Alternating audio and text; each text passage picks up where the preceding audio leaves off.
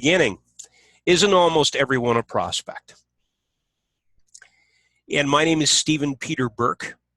It is 2018. This is copywritten. I do live in Toronto, Ontario, Canada. In fact, I'm in the beaches, very close to Lake Ontario. And yes, people do call me Storytelling Steve, although you can call me just about whatever you want, so long as I'm not last when the ribs are being served, if you know what I mean. 40 slides has turned into 41 or 2. I believe I'm at 20 minutes, fairly tight for this. I've got a clock on it, so we'll see how long it lasts. But I will not allow it to go over, I promise. Isn't almost everyone a prospect? So let's delve into this and see where this takes us, shall we? What is almost everyone a prospect for, and why are really the two questions that might come from isn't everyone a prospect? So if that first question raised two questions, these would be the first two. What and why? When wouldn't be so important, would it? What? Because when is now. What and why? So we're going to start with what, and it's highlighted in red there, and then we're going to go to why afterwards.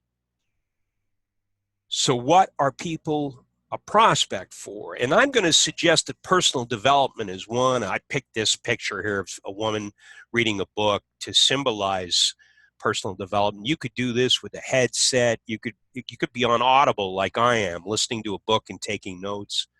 It doesn't really matter. You could be watching on your laptop, even on your mobile phone, watching a YouTube video or a Facebook Live video and learning. But with personal development, we don't need to watch anything that's new, really, do we? Because all the information we require has been known for a long period of time. So we could be delving back and listening to the greats from the past in order to get this information. The other thing is personal development and or skills, communication skills, the ways to present your business using trained words rather than untrained words. Right? Getting control of the ums, ahs, and other things you repeat in conversation. This is what this is about. And the third thing that almost everyone is a prospect for is to start a business, either full or part-time. I could add there, make their existing business more profitable if they have one, because that does apply too. So if personal development and skills training allows you to come together to open a business, this would be the three things. And this is how most people would look at this. We ask them, what comes first, the chicken or the egg? Obviously, oh, you need skills. Yes, you need to learn, to have a great attitude, how to look at life, personal development. Yes, you need skills, right? And the one on the left, if you were listening to, say, Jim Rohn or perhaps Earl Nightingale, they would tell you about how it only takes about 1 hour a day. And I would say about 5 hours a week of personal development would put you in the top 0.1% of people on the whole planet. Not talking about school learning here, okay? Please understand, we're studying the masters. What you learn in school gets you an income. What you learn after school or at night or outside of school, because it could be happening simultaneously, is what makes you a fortune. I'll say that again. What you learn outside of school, the education you get that's not a school education, is what makes you a fortune. So that's the what. I'm going to come back to what again, and then now I'm going to delve into why. Why is almost everyone a prospect? And this happens to be one of my favorite subjects. I did not do it in like a huge way, so don't worry. Like I said, we're only going to be here for another 12, 14 minutes or so. So 71% of Americans aren't saving enough for retirement. And this is the Washington Post, September 26th, a year and a few months ago, right? What percentage of the other 29% are scrimping in order to save enough? So this is the question I'm asking. If 71 aren't saving enough and 29 are, of the 29, how many more really aren't living a life that's happy and fun and, allows them to do the things they really want to do? In other words, they're scrimping in order to get by. And one of the factors that's become the poster child of this is the latte factor. What percentage of the other 29% are denying themselves their favorite drink every day? That's on the right side. Because $5 daily will equal a lot of freaking money at 6% rate of return, which is, expected to be an average over time. Right now, that would be high, but the point is that in 30 years, that's $150,000+. In 10s, 25, 26, 25,500. A lot of money for $5 a day. But what could you do to earn an extra $5 a day instead of scrimping and saving? What if you wanted that drink? What if you wanted the future? What if you want the present as well? How much does it cost to live the life more the way you would like to be living it? How much more than what you're earning today? So half of Americans, remember, there's the number 71% aren't saving enough. Half of Americans are approaching retirement with no savings. And this is an absolute mind boggler, right? And it's an article. This is in Forbes magazine. You can see the Forbes article address at the top in the address bar. It does reference a UK Guardian study and the Government of Accountability Office, GAO, in the United States. But this is a reality. They're in their 50s and they have nothing. Nearly half of working age Canadians are not saving for retirement. Not. It doesn't say not saving enough. It says not saving at all. Okay, so the United States is not unique at all. This is a worldwide problem. It's a first world problem, not a third world problem. Okay, so it's important to understand this is from the Globe and Mail, a national newspaper in Canada. Here's a survey. The survey was from Go Banking Rates. I don't even know who they are, but a .com, I assume. It was reported and published by CNBC on their website. And if you look at the blue part of the circle there of the pie, $0 in retirement savings, 34%. Less than $1,000, 35%. You put those two together and you've got 69% with less than $1,000 in the bank. It's mind-boggling. You're probably not saving enough for retirement. Another CNBC article, and you'll note I highlighted the second line there.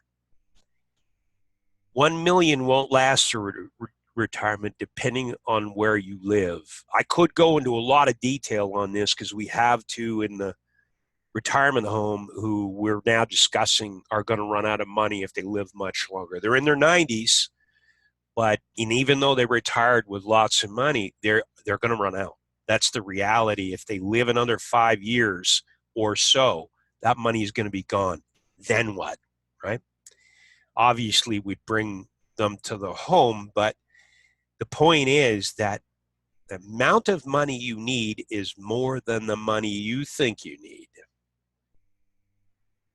And in here, in this article, is a chart. There's a quote here by David Blanchett, the head of retirement research at Morningstar Investment Management, a big company in the United States.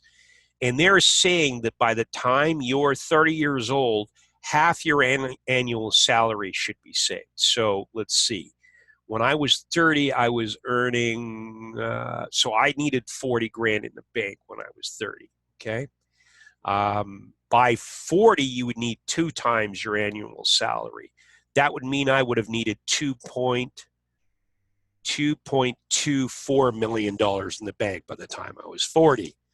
But I'm not an average individual, so I'll get away from that. If average incomes in the United States are 59, median household income is on the left, $59,040, near enough. Call it 59 grand. That would mean that by 60, you would need $590,000 in savings. By 50, you would need, and whatever that is, 300 and what is it, 350, almost 360. Um, so you get this, but the quote is, I don't think multiples of salary guidelines are terrible advice. They're highly generalized and won't work for many people because this doesn't take into effect how much, for instance, debt you may have from going to school. What school loans are you carrying? There's a lot of other factors involved in this. Where do you live? Because if you live in the big smoke, it's going to cost you a lot more to live than if you live out on a ranch like Dale does.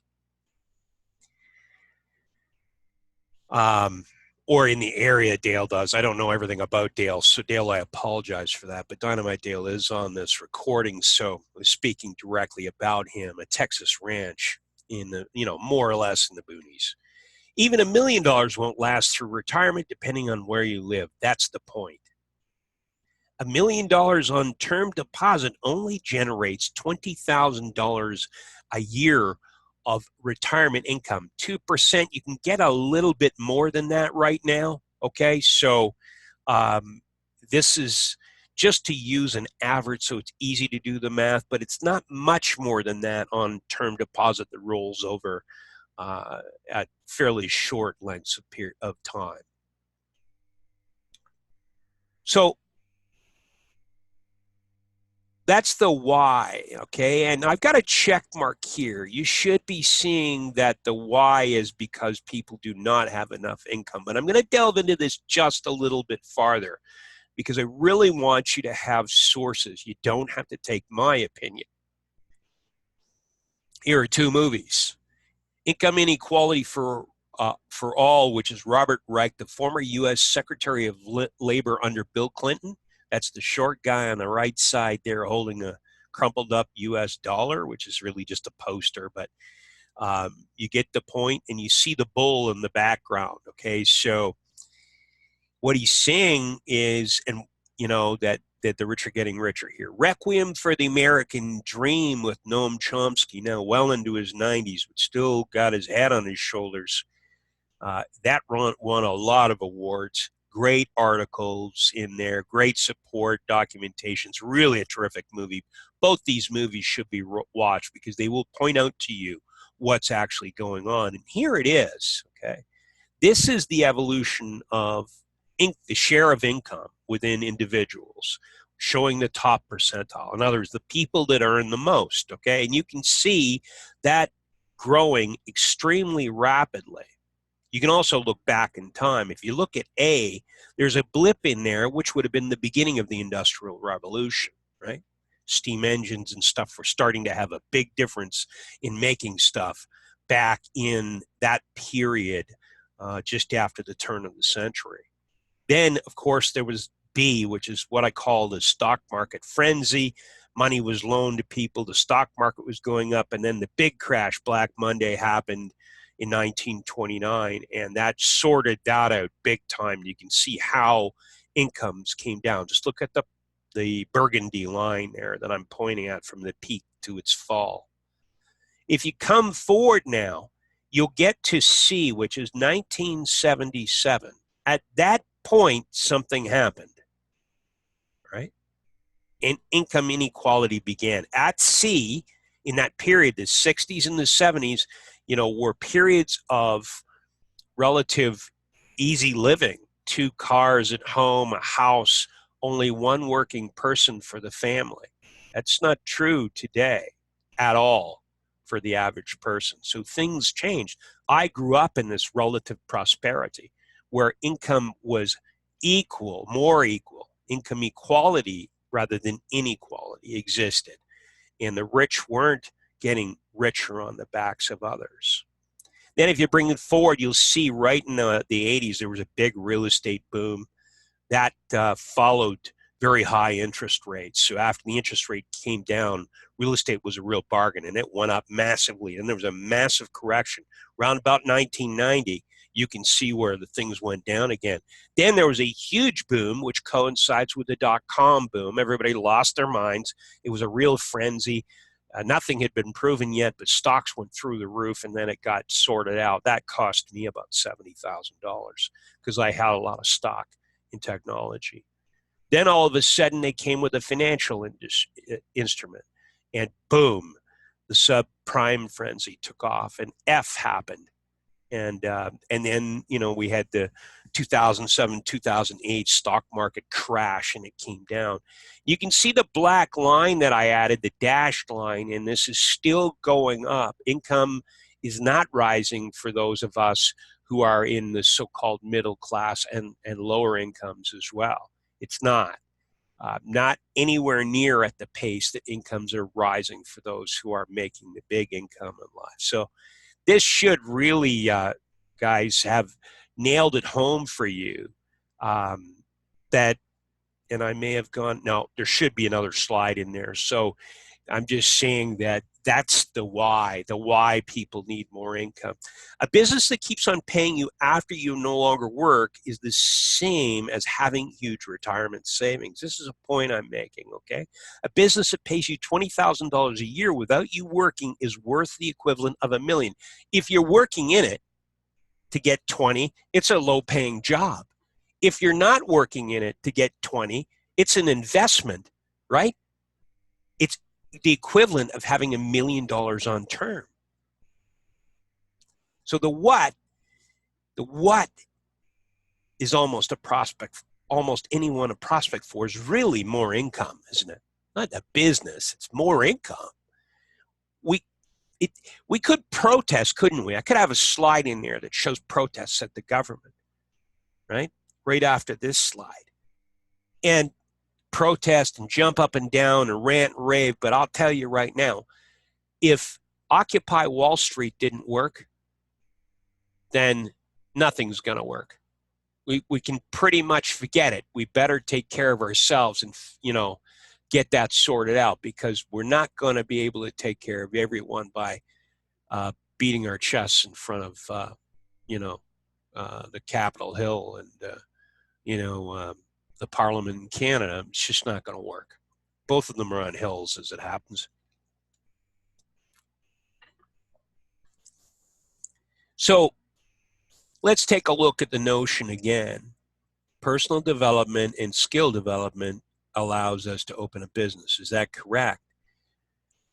And I want to suggest that this is what came first, the chicken or the egg. Personal development should begin in anybody's life immediately if they're not already doing it. That's on the left. But on the right, skill development is an odd thing to start before you start a business, because you don't know what skills are specific to that business. So in my way of thinking, this is backwards. What we really need to do is open a business, then we know what skills we require. And that means that these are the three things that everyone's a prospect for, but we really need to put an emphasis on the one that's in the middle, a business or a method of getting extra income. That could be attracting more customers to your existing business, by the way. If you're in network marketing, that applies. If you're not in network marketing, that applies. What is it that almost everyone is a prospect for? And back to the why again for a little bit. Why again is that 69% have less than $1,000 in the bank. Yes, they need more income, and that could be a business, or it could be being more effective at their existing business. Remember what I did on Saturday. Your customers are worth more than you think. We can teach you that. We can give you the tools to do that in the form of an automated website that does all this stuff that's really cool, and the marketing knowledge to be able to use it, okay? But we have to understand that when we're dealing with people, those people, 69% of them need more, 69, way over 90% need more income, and 69% of them don't have a grand in the bank. It better not be $1,000 what we're selling, what we're offering. That means McDonald's franchises are out for most people, doesn't it? And in Canada, that'd be more aptly shown as a Tim Hortons franchise. Tim Horton being an ice hockey player that died, but there was a coffee shop and donut shop started with his name.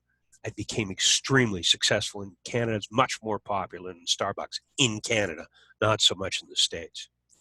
So these two are out. We're open to having more income or to having a business, having a way to make more income. But that thing should be at a low cost. Okay, and I want to note here, all prices are in US dollars. Now, a business that managed personal development as well as skills would really be something. A business that could teach skills and provide systems and teach personal development knowledge, great quality knowledge, that is a real winner of a business. We have a plan that is right for you even if you're in business today already, because we can teach you your customers are worth more than you think. We have a plan for anybody who's not got a side hustle going right now where they can get involved for as little as $100 with no cap on their potential income earnings. So we have a plan that is right for you. If you don't have $100, well, you know, sell something. Go and get a part-time job for 2 weekends. You'll have $100, you know, go do something to make the money. Okay, but we do have a plan that is right for almost everyone. And we're open for business, and there's the price tag. So that is the presentation. I'm going to stop the recording now, and I'll be able to take questions for anybody who wants to stay on. Thank you for being here. I enjoyed it. Hope you did too.